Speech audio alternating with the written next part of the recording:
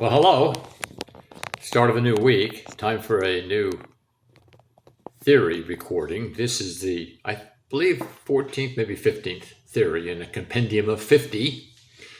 Thanks for checking in and being willing to listen to my opinions regarding various topics. All of these theories, again, reside on my YouTube channel that can be subscribed to. Today, I would like to address the question that's somewhat specific to the general changes that I've experienced in life, the various political, social, and economic environment that I was born into, and then fast forward through my life, raising a family and having a career and going into retirement, and what that social, political, and economic system looks like in 2000 as we end 2024 and start a new year. I would like to focus specifically on the question of the economic environment and ask the question, does a have-not economic system facilitate social dysfunction? This is a question that I've been able to ponder regarding how it overlays to both the political and social environment, this economic change that I've witnessed in my lifetime. And the answer, or my theory, to this question, whether a have-not economic system facilitates social dysfunction, is accompanies, as many of my answers do, somewhat of a disclaimer. The disclaimer is at the risk of being misunderstood as a socialist, which I don't believe I am.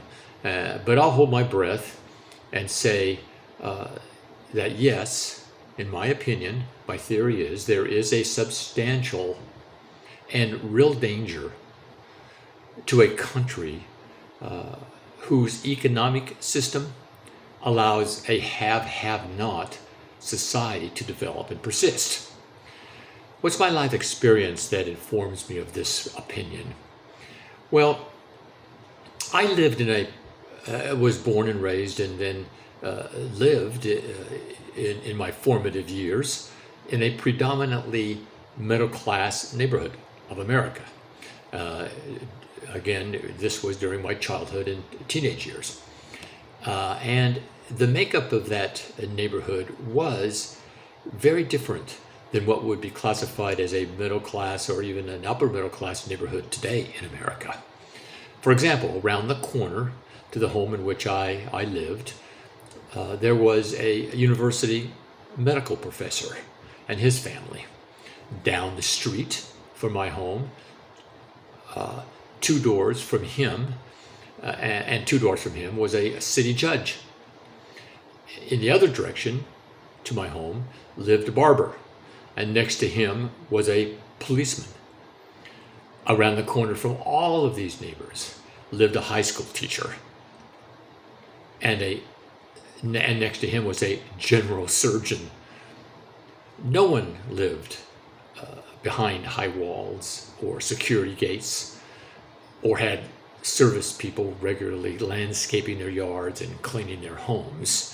I'm not implying that's a bad thing. I'm just stating that in the context of the, again, economic environment in which I lived at the time. Now, when I fast forward, though, to today, and I view the economic and accompanying social changes during the last 50 years, I ask myself the question, has the erasure of the middle-class neighborhood of my youth helped maintain a healthy and balanced society? I have to wonder whether that's the case. Or said another way, could these middle-class neighborhoods' economic and demographic erosions of my youth partly explain why so much societal and democratic erosion is also occurring today?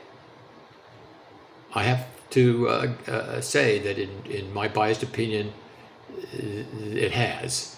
I'm just saying. What are the two quotes of mine that put a stamp of emphasis to my theory?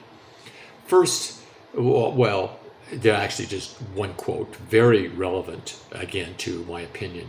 It's this, and it's by an unknown author, but highly poignant. It is, "The poor man sat in tattered clothes. He gave his coat a hitch." Why should his log be put to use to warm the privileged rich?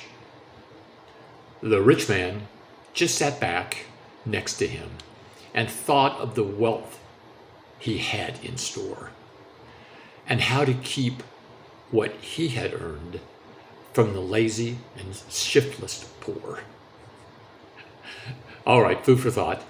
Thanks for listening. Until next week, bye now.